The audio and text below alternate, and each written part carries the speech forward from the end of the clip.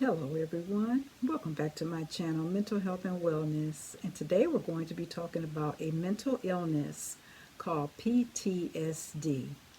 And I know you heard of it before. A lot of people have PTSD, and so the reason why I'm doing this video is because I've experienced PTSD when I lost my son back in 2009. So, what I want to do is if you have PTSD or if you know someone that has PTSD, I want to help you so you can be able to just kind of, work through your mental illness. And the things that I'm going to be giving you, I'm sure it will help you a lot. Well, first of all, did you know that there are 3 million cases per year? That's 3 million people that have been diagnosed with PTSD. 3 million in 1 year. That's a lot of people. All right, so it's going to be a lot to talk about in this video. So I'm going to do a two-part video, and today is going to be part one. All right, so we're going to start out with what is PTSD? PTSD means post-traumatic stress disorder.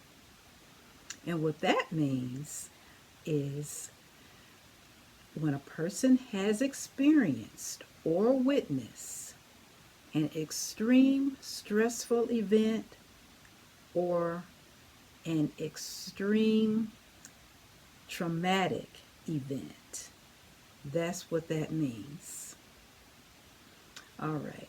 Now, I'm going to give you some things that can help you if you have PTSD or if you know someone that has PTSD.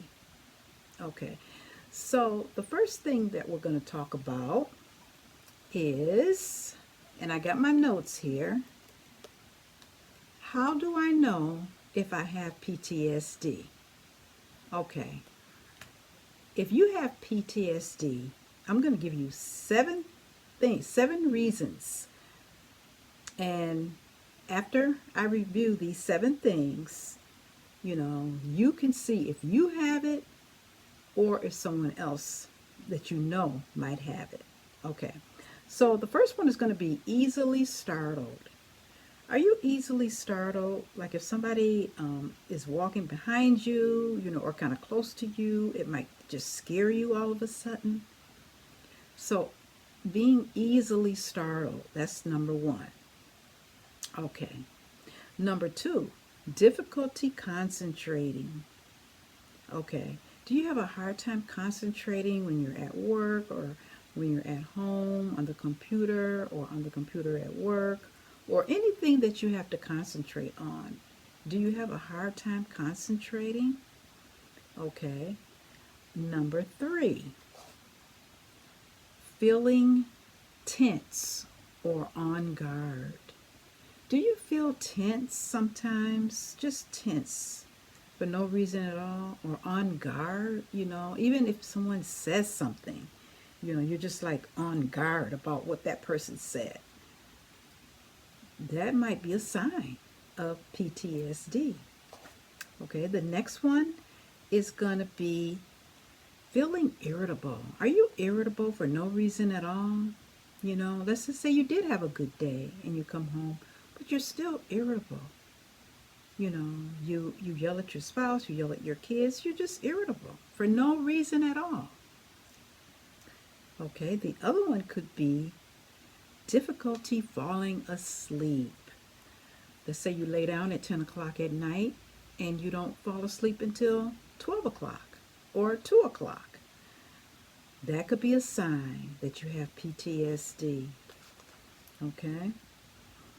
The next one is having angry outbursts, just getting angry at people for, just if somebody just say the littlest thing, you just fly off the handle. You just get so angry. Angry outbursts. That's a real important one.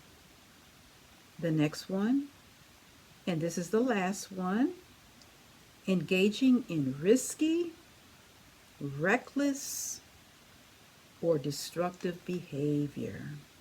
That's a real important one, because sometimes what we do is, instead of facing the trauma that we went through, we rather not face it.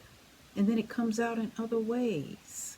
It comes out in destructive behavior, and it comes out in risky behavior, and it comes out in reckless behavior. So that's a real important one. Okay, so those are the signs that I'm going to give you. And I want you to think about those signs and think about, do any of those signs apply to me? Or do any of those signs apply to any of my loved ones or friends? Because they might have PTSD and maybe you can help them. Okay? And then the last thing that we're going to talk about today, and again, this is going to be a two-part video. So this is part one. Part two I'm going to do next week. Now, we're going to talk about some cures for PTSD. Okay, the first one is psychotherapy. A lot of times you can get psychotherapy, you can take medication. Usually the medication will help to calm you down if you have anxiety. The medication will help you so you can sleep at night. Okay, that's number one. Number two, meditation. Meditation is so good. That's what I did. And, I read a lot of scriptures, and I listened to, my favorite pastors on TV. I listened to them. I read books.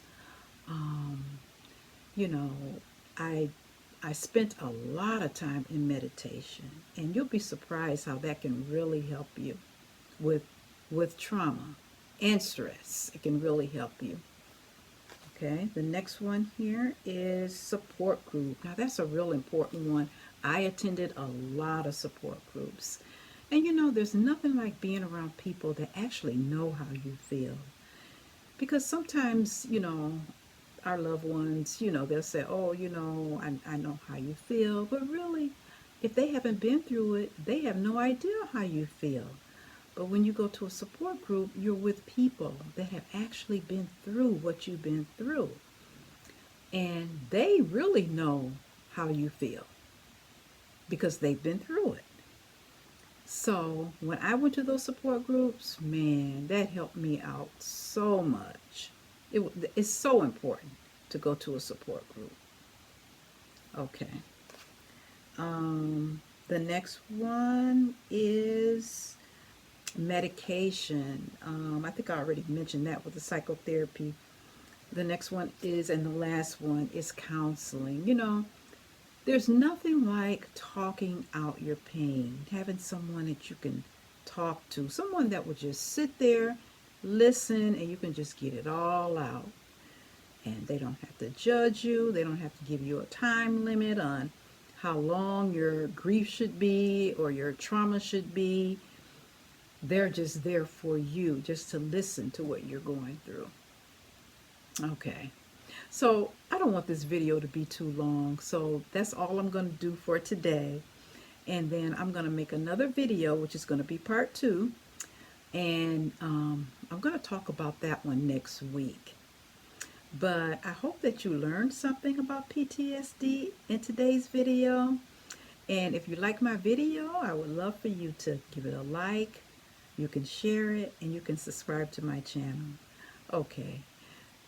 I will see you in my next video. Goodbye.